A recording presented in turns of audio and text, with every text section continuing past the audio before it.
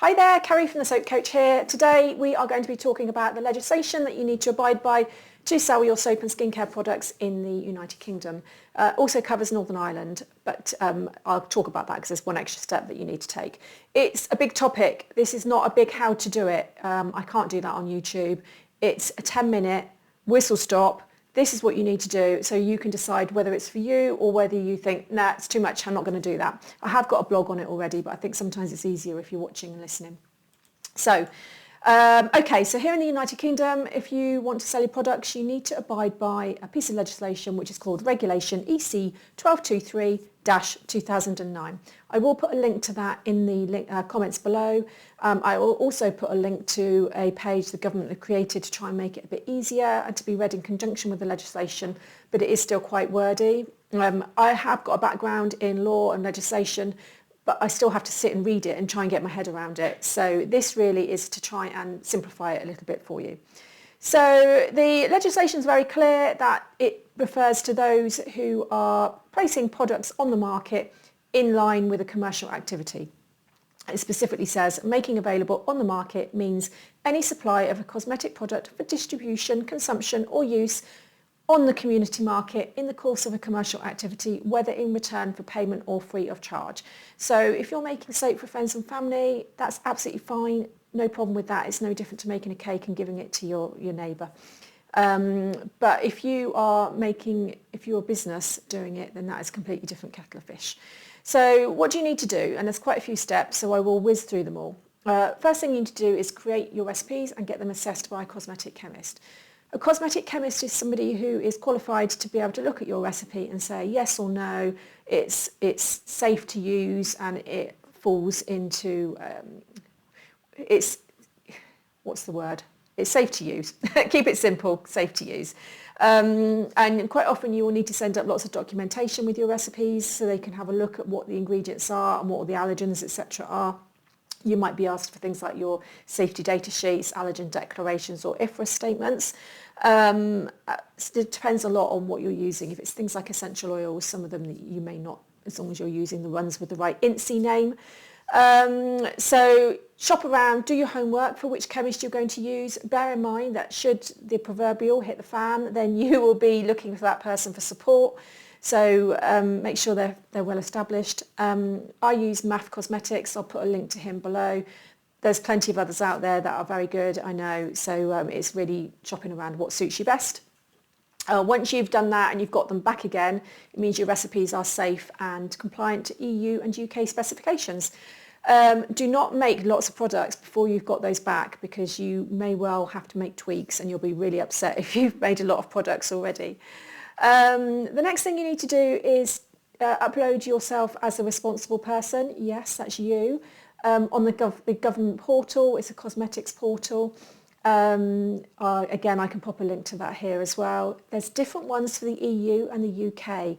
So here in the UK, we now use the United Kingdom one. If you're in the Northern Ireland, you need to use both, I'm afraid. Don't ask me why. I wasn't the one that made the rules, which is why that this video is really for people here in the UK. The other thing is in parts of the EU there are other rules and regulations about where you can make your soap and that kind of thing, and I don't have any knowledge on that. So upload yourself, you create your account, you put your details in as a responsible person, then you need to upload all of your products. So every time you make a new type of product, you have to put it on the portal. You do not need to upload every batch, don't worry. So if you're making, I don't know, lavender soap and it's in the same packaging and it's the same recipe, you only need to upload it once and then you never need to do it again, unless you change the packaging. The next thing you need to do is look at product information files, PIFs, and you may well have started doing this without realising when you were applying for your assessment. Your PIF, and people get a bit confused on this, your PIF is not one folder, it's not one document. You do have a document where you just detail what each product is, how you make it, really your process.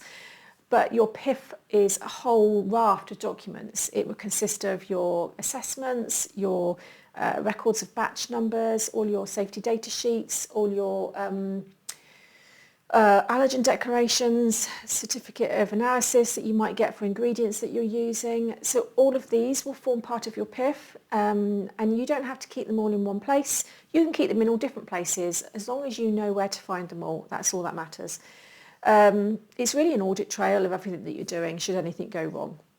And you need to keep it for 10 years. So you need to make sure, ideally, that you've got it on a cloud somewhere. Then the next thing you need to do is your good manufacturing practice document, which sounds a bit griefy. It really isn't. And there's lots of templates. It's really a record, a formal record of your process, how you make sure you're managing your stock, that you're rotating your stock, what processes you have in place for maybe recalls, waste disposal, anything like that. And that document also forms part of your PIF. The next thing you need to do is, so any products you make, keep batch record sheets for those. So this is another audit trail, and it is really everything you make. So let's say you're making a batch of soap. You need to have a record of all the ingredients in that batch of soap, the batch record number, the batch numbers for all of those ingredients, and then give it a batch number. I've said batch a lot there.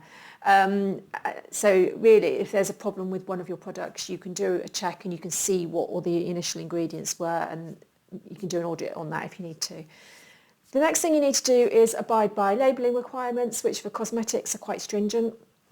It's all online, but as a guide, you need to put your name and address on there as a responsible person, their weight or volume. There's rules around that as well. So, for example, you can't use the E symbol unless you've got a system in place for making sure that you're doing it properly. Again, not the time or place for it. The PAO symbol, which is the little use by, or how long you've got to use it by. Any precautions for use. What the product is for if it's not immediately obvious, and then ingredients. And they have to be laid out in a very set format as well, using the INSEE wording. So it looks a bit Latin-y. It's not Latin. I don't know, it might be Latin. But it's common names which everybody across the world will use, and what they will all know by that. So you need to make sure you get your labelling right as well. That leads me on nicely to allergens. Now, allergens are usually in fragrance oils and essential oils for us in cosmetics. At the moment, there's 26 that you have to list if they're in your products above a certain amount. For wash-off products, that's 0.01% of your total product. And for leave-on, it's 0.001%. And the bad news is that generally you need to do all the maths yourself for that. I'm sorry, it's just one of those things, and it's a bit of a pain. There's spreadsheets out there you can use, or if you're good with spreadsheets, you can create your own.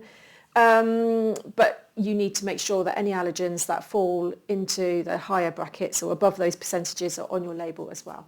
It's also worth mentioning that the number of declarable allergens may well be going up to as high as 82 in the next 2 or 3 years. I don't know yet whether that's going to be EU and UK or just EU.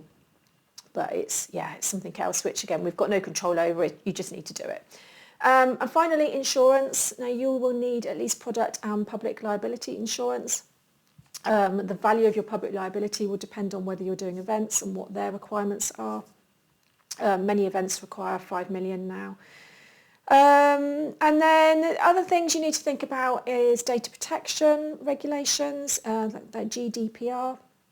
You need to think about distance selling regulations. You need to think about weights and measures. So there is a lot to think about, and so this is why this is a whistle stop. It's not how to do it. I cannot possibly tell you how to do all this on YouTube videos, and it's why I created the Soap Business Bootcamp. I'll put a link to that below as well. And in that, I'm literally talking you through all of this and how to do it and giving you templates where needs be.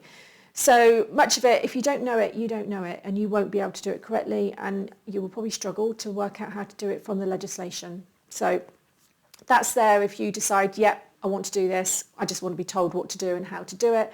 If not, you can find out all the information. It just takes a long time, and you need to get your sources right.